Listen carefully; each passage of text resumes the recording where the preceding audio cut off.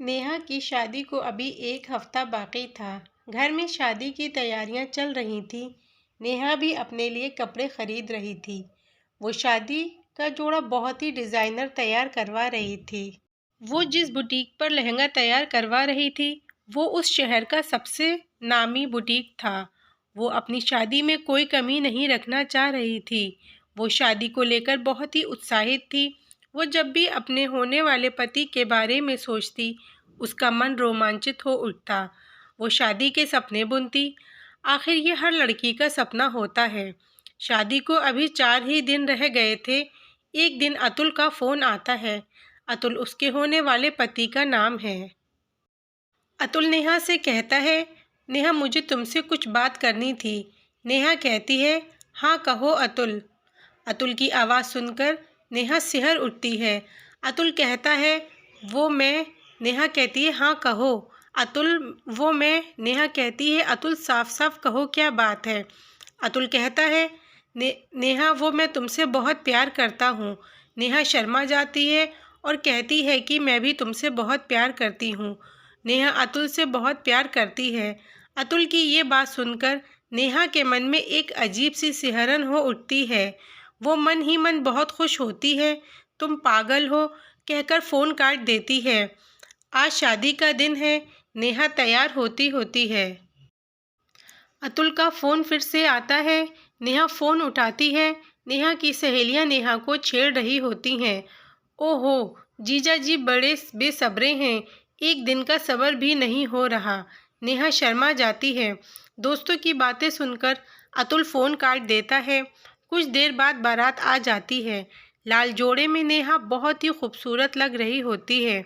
वरमाला का समय आता है। अतुल के दोस्त हंसी मजाक करते हैं। अतुल को उसके दोस्त गोद में उठा लेते हैं। एक दूसरे को माला पहना दी जाती है। शादी की रस्मों के बाद विदाई का समय आता है। नेहा अपने आंखों में आंसू ले आती है। वो अपने दोस्तों और माता पिता से मिलकर बहुत रोती है। आखिर में विदाई भी हो जाती है। ससुराल में नेहा का बहुत ज़ोर शोर से स्वागत किया जाता है। सब थके हारे होते हैं।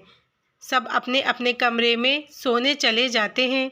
नेहा की जेठानी नेहा को सेज पर बैठाकर वो भी अपने कमरे में चली जाती हैं। नई जगह नेहा को बहुत अजीब सा लग रहा होता है, लेकिन मन ही मन अतुल के आने का इंतज़ार, अपनी नई ज़िंदगी की शुरुआत को लेकर वो बहुत खुश थी। सुहाग की सेज पर बैठे वो बहुत रोमांचित थी। वो बस अतुल के आने का इंतज़ार कर रही होती है। काफ़ी देर तक अतुल नहीं आते तो उसकी आंख लग जाती है।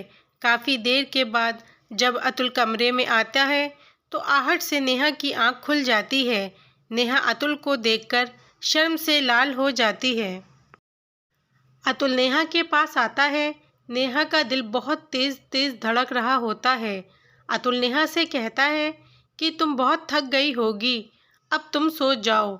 मैं भी बहुत थक गया हूँ, मुझे भी नींद आ रही है।